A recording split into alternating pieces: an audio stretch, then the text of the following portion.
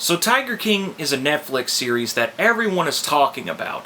We're all shut in during the COVID-19 epidemic, and since I've seen it, I thought I'd go ahead and give my thoughts on it. Tiger King is about a zookeeper named Joe Exotic and his rivalry with another zookeeper named Carol Baskin. But we also meet a couple of other people like Doc Antle.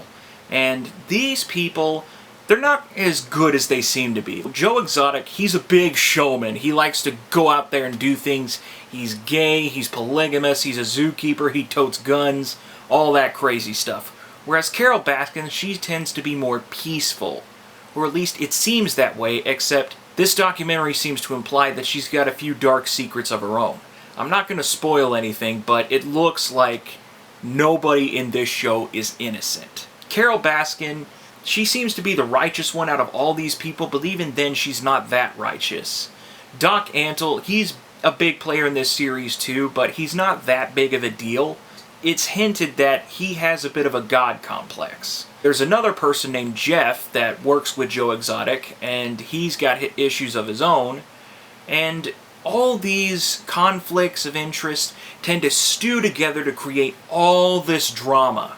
And you also see people from the sidelines that are affected because of all this drama, and you realize that the animal industry is not as pleasant as it seems. So this documentary is a bit iffy. This documentary tends to put these people in a negative light, and I personally am not sure who's guilty and who's innocent. I do think that people are kind of out of their minds on this show. Everyone on this show is just crazy. All 7 episodes, you learn about, there's all these twists and turns, and it's just all over the place. I gotta say, it is just bonkers. The editing, the cues, everything that they show, it's easy to make these people look good, but then once you see the documentary itself, you begin to realize, holy crap, something is wrong with these people. My personal thoughts on this docu-series, I think it's tending to glorify these people a little too much, but then again, it doesn't, because you see the flawed aspects. It's like they're talking to the film crew. They're like, okay, I want you to do this, especially Doc Antle. He's like this. Okay, I want you to film me here. I want you to do this. Sorry about this bump on my nose. I've got an acne problem. So I want you to do this. I want you to do that. And it's just really, these people are trying to glorify themselves. They're trying to make themselves look good.